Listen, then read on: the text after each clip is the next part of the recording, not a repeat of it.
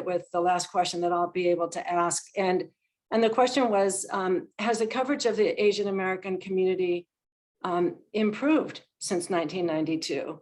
And I would ask that question also Connie Rice of the Black community in Los Angeles. Have we seen advances in the way we're understood, depicted, the issues are being covered?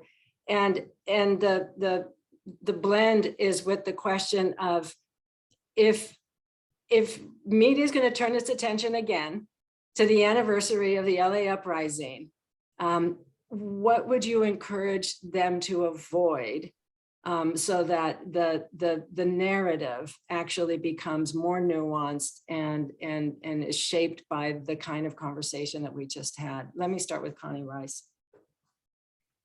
Sorry, there's a jet going over. It's really, really loud.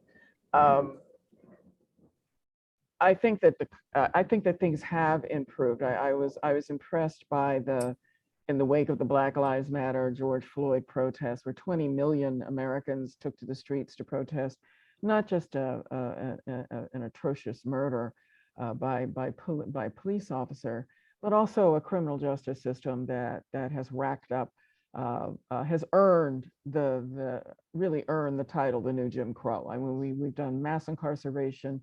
We've done terrible things to poor communities of color and poor white communities in this country.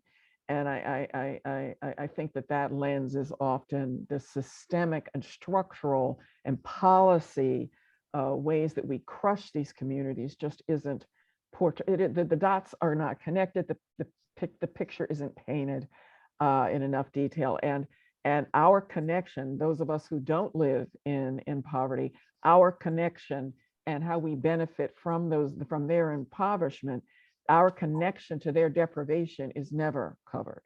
So I think that the ability to connect those dots and show the whole system and how each of us plays a role and is a beneficiary or a victim of it, I think is missing across the communities.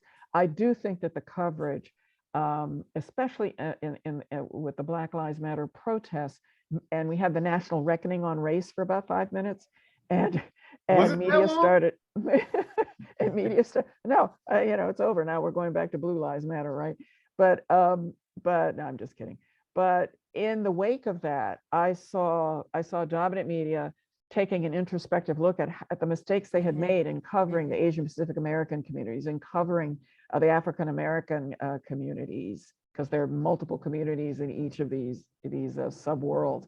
LA is a land of 1,000 tribes, and within each tribe there are different levels. So you're never going to get your mind around it. But trying to get the relationships and the people who are curious enough to get into some of these communities, the way that Stuart went to the LA Times, is that we need someone who can actually understand us, our immigrant and our immigrant communities as well, and the different levels there, as well as the communities that are folks who have been here for hundreds of years. So I think things have gotten better. I've seen improvement, but I also see the limited lens continuing. And I see the lack of connecting the dots that many of us see, but that the mainstream culture doesn't see. And we are also blind. I've got blinders too, and I'm not aware of the multitudes that live within this incredible region. And we need media that meets the magic of our multicultural tapestry, and we don't have it yet. Jared, I saw you raise your hand, and then I'm going to ask Stuart to make a final comment, and Angela as well, and then we'll invite Connie Chung-Jo back in. That puts a lot of pressure on this statement now, Monica. I want to let you know. But I will just say, I think to Constance's point, and really to the broader conversation about like how things have changed or if they're changing, I think we see some great progress. Right. I think we see, diversity numbers moving in certain ways. I think we see, at the Los Angeles Times, as we've used that example, we see, there's a Black LA reporter. We see our first Black person on the masthead, and we see over the last couple of years that's, kind of evolved and grown. I think we also have to make sure that when we get folks in those roles, one, that we're able to get great folks in those roles, but like that they're able to bring other people in behind them. And I think also we have to not expect that one person to be representative of an entire community, right? And I think that so often any person who is in media that is a part of a marginalized group or have some kind of marginalized intersection can tell you about what it is like to have to come speak for all Black people, right? Or what it is like to speak for all queer people, or what it is like to have to speak for all people that are a part of one lane of your intersection.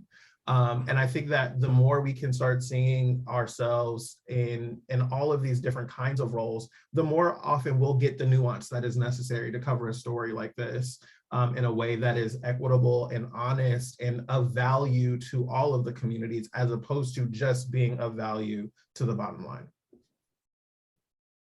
Stuart, did you have a final comment you'd like to make? Yeah, I just think we've taken one step forward and one step backward. Like as an example, the LA Times did improve after the meeting I organized in 1992. We actually gave them awards for the progress that they made. But just 2 years ago, there was a protest mainly by the minority reporters at the LA Times that progress had really slipped back. And so they didn't, particularly Black and Latinx reporters and people on the masthead were either absent or in very low numbers. So I think in the Asian community, the newspapers have been pressured by the economy and by the pressures of keeping up a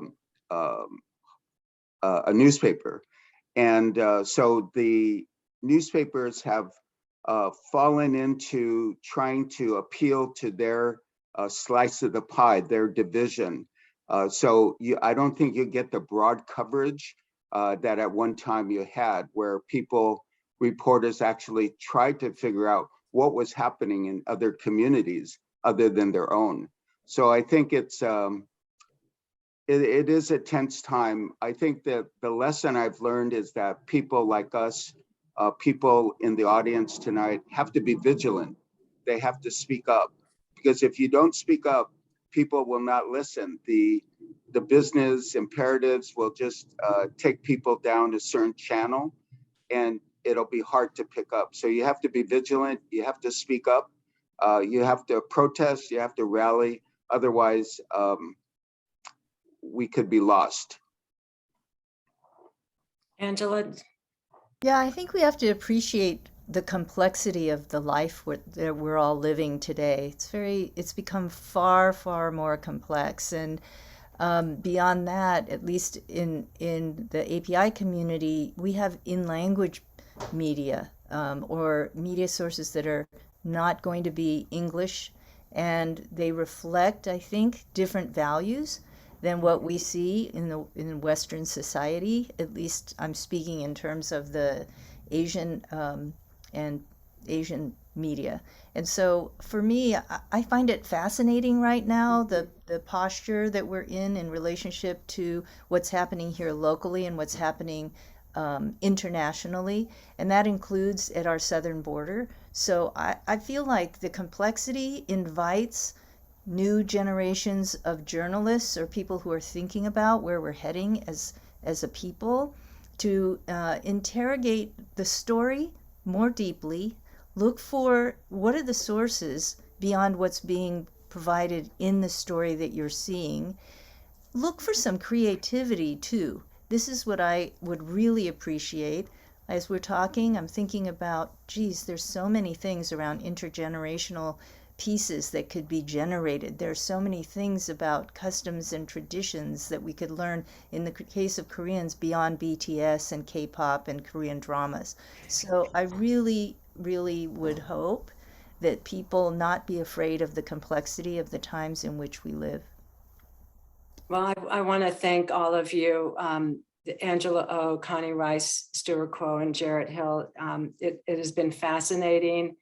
I appreciate so much all that you've done to be vigilant, as Stuart said, to be compassionate and kind, to not give up, and to remind ourselves that this is a journey, and we have to work together to move forward. So thank you, Connie Zhengzhou and Asian Americans Advancing Justice for putting together this panel, and I'll turn it back over